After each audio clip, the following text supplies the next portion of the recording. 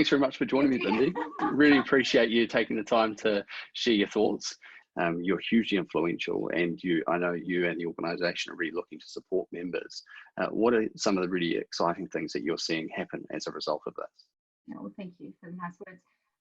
So really, it's wonderful to see that people are really getting on with business as well.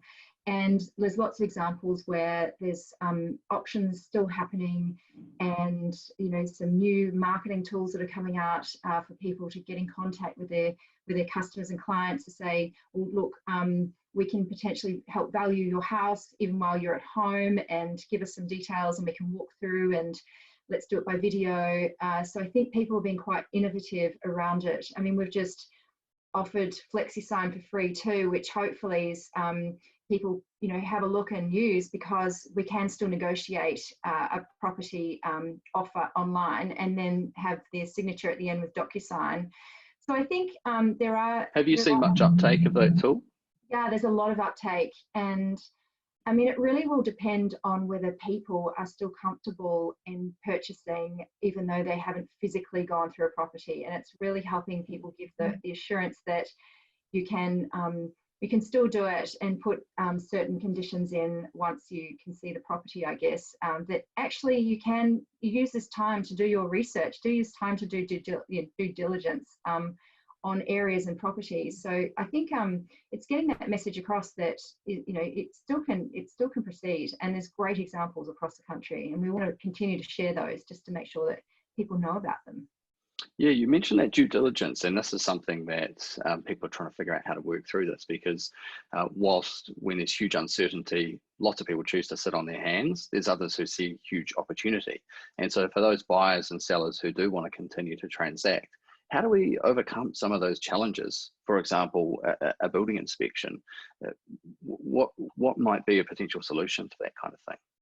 Well, I think that's a really good question in terms of getting really good legal support really really as soon as possible with these things, and to make sure that we can work out a solution around it. So it might be the fact that it's all conditional on that building report in the end, or certain factors, but you can secure that you want the property, but it will be subject to certain conditions.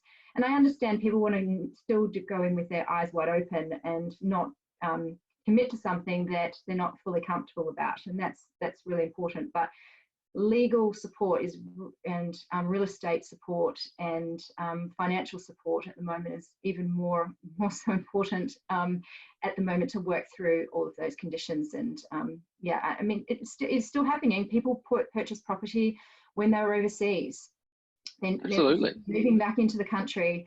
It has happened, and so I think it's just allowing people to be more comfortable with this new way of working.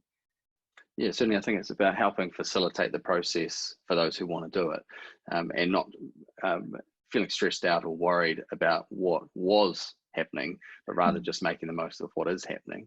And I think a key message there is getting that legal advice, particularly when drafting agreements, because I think being creative in the way that you draft can create deals out of something that might not have otherwise happened. But just making sure that you actually get some sign off and some legal advice, especially for our vendors and our purchasers, to make sure that those will stick and not put anyone in jeopardy is pretty important.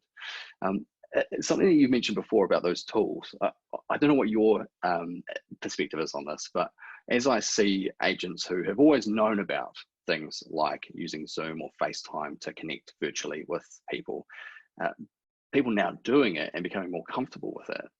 My pick is that, sure, we're never going to replace that face-to-face interaction. We're going to still want that as much as possible.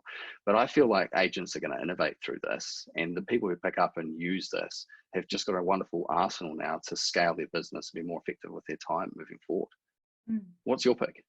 Yeah, and I think, and obviously it's a relationship business, and that it's just being open to new ways of complementing them as well, with the virtual and online, also with the face-to-face, when we can eventually do that as well. So I think it's just being open to a variety of tools, and being very aware that now consumers expect or want a variety of tools in the way that they want to interact as well. So it's just being I mean, I guess now there's more tools to be able to interact with more people in the way they choose as well. And so Yes. I think it just will open our eyes up to new things, as well as consumers as well, and buying and selling houses. That's a huge point, Bindi. You know, it's about actually communicating with people in the way they want to be communicated with, Mm. not just how we want to do it.